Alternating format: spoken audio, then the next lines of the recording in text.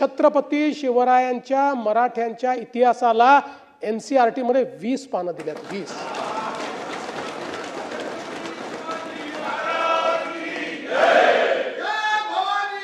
खरं म्हणजे या ठिकाणी या संदर्भातली सगळी माहिती मी आपल्याला देणारच आहे. आमच्या भास्करराव जाधवांनी या संदर्भात अनेक गोष्टी मांडल्या. मांडता त्यांनी वडेट्टीवार साहेबांनी छत्रपती शिवाजी महाराजांचा देखील विषय या ठिकाणी मांडला. भास्कररावने टिपू सुलतानचा विषय देखील या ठिकाणी मांडला. पहिल्यांदा तर मी एक गोष्ट सांगतो की आमचा आक्षेप कशाला आहे. आता टिपू सुलतान चांगले होते का वाईट होते याच्यावर आक्षेपच नाही, त्याच्यावर चर्चा कितीही करू. आक्षेप या गोष्टीला आहे की ज्यावेळेस कोणी हे म्हणतं की टिपू सुलतान छत्रपती शिवरायां एवढे मोठे राजे होते, याला आक्षेप आहे. ज्यावेळी असं म्हटलं जातं की छत्रपती शिवरायां एवढाच गुणगान टिपू सुलतानचा केला पाहिजे, त्याला आक्षेप आहे. आणि तुम्हाला एक गोष्ट सांगतो, दुर्दैवाने या देशाच्या इतिहासाशी जी छेडछाड करण्यात आली त्यामध्ये वर्षानुवर्ष आम्हाला हे शिकवलं की टिपू सुलतान महान राजे होते, पण हे कधी सांगितलं नाही की 75,000 हिंदूंची आणि 33,000 नायरांची कत्तल करणारे देखील तेच टिपू सुलतान होते. नाही शिकवलं आम्हाला. ते इंग्रजांशी लढले सांगितलं, पण कशा करता लढले? स्वतःचं राज्य वाचवायला लढले. आता खरा इतिहास ज्यावेळेस सापडतोय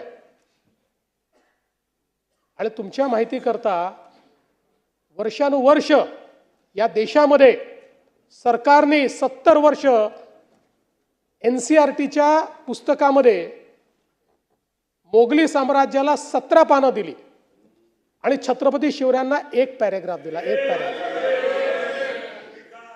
आता मोदी सरकारने या ठिकाणी छत्रपती शिवरायांच्या मराठ्यांच्या इतिहासाला NCERT मध्ये 20 पानं दिल्यात. 20.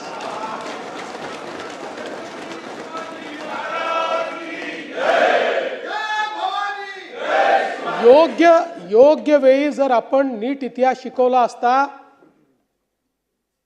तर या देशातल्या एकाही मुसलमानाने औरंगजेबाला आपला हिरो म्हटलं नसतं. पण आपण खरा इतिहास काय आहे तो कधी शिकवलाच नाही. आणि म्हणून मला त्याच्याकडे जायचं नाही. आपण पुन्हा $1 ट्रिलियन इकॉनॉमीकडे येऊ परत.